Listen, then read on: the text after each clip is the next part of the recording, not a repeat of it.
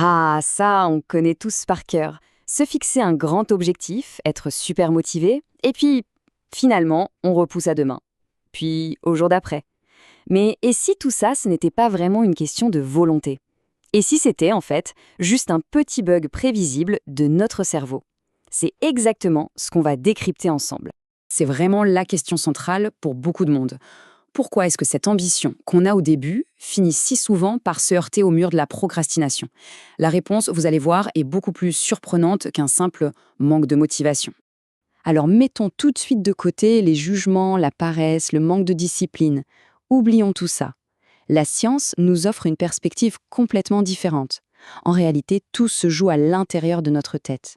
C'est un vrai conflit, une sorte de bataille neurologique entre qui on est maintenant et qui on sera plus tard. Allez, c'est parti. Plongeons dans ce fameux piège de demain, ce mécanisme psychologique qui adore nous jouer des tours. Et le cœur du problème, le voici. La façon dont notre cerveau perçoit notre moi du futur. Pour faire simple, il ne le reconnaît pas vraiment. Pour lui, c'est presque un inconnu. Ce phénomène porte un nom un peu technique, le déplacement temporel de soi. En gros, c'est un biais qui crée une vraie déconnexion émotionnelle. La personne qui va devoir fournir l'effort maintenant n'est pas perçue comme étant la même que celle qui un jour profiterait des résultats. Et cette image, elle résume tout parfaitement. D'un côté, il y a notre moi actuel. C'est lui qui doit se coltiner tout l'effort, la difficulté, le boulot. Et de l'autre, notre moi futur. Lui, il récupère toutes les récompenses, les bénéfices. Forcément, il devient très très facile de lui déléguer toutes les tâches un peu pénibles. L'idée est d'une simplicité désarmante.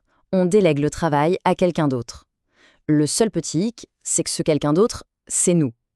Mais notre cerveau, lui, a un peu de mal à saisir cette petite nuance. Bon, ça c'était le premier mécanisme. Passons maintenant à la deuxième cause, qui est peut-être encore plus surprenante, le simple plaisir de planifier. Et ça nous amène à ce qu'on appelle l'écart intention-action. Il faut imaginer un fossé. D'un côté, il y a l'intention de faire quelque chose, de l'autre, il y a l'action. Eh bien, c'est dans ce vide que les meilleures intentions du monde viennent souvent s'évanouir. On a l'intention, mais l'action, elle, ne suit pas. Voyons voir pourquoi. Et voilà le cœur de ce deuxième paradoxe. Le simple fait de faire une liste des tâches hyper détaillée, d'acheter du matériel, ou même juste de parler de son projet, ça procure une satisfaction immédiate. Le cerveau a l'impression d'avoir déjà été productif.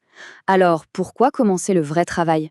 Ce qui est fascinant, c'est ce cycle. On se fixe un but, on le planifie dans les moindres détails. Et là, bam, le cerveau libère une petite dose de dopamine, l'hormone de la récompense.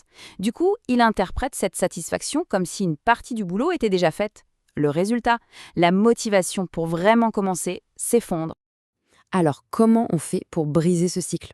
Eh bien, la solution, ce n'est pas de planifier encore plus, non, c'est de changer radicalement d'état d'esprit.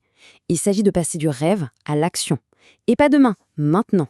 La différence peut sembler minuscule, mais d'un point de vue psychologique, c'est un gouffre.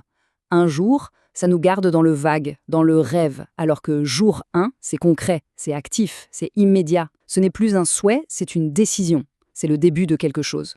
L'idée, c'est de rendre le démarrage tellement, mais tellement simple qu'il en devient presque impossible de ne pas le faire. Il faut se poser la question, quelle est la plus petite action possible qui peut être faite maintenant? Pas demain, maintenant. Envoyer cet email, faire une seule pompe, écrire une seule et unique phrase, ou même juste ouvrir le document de travail.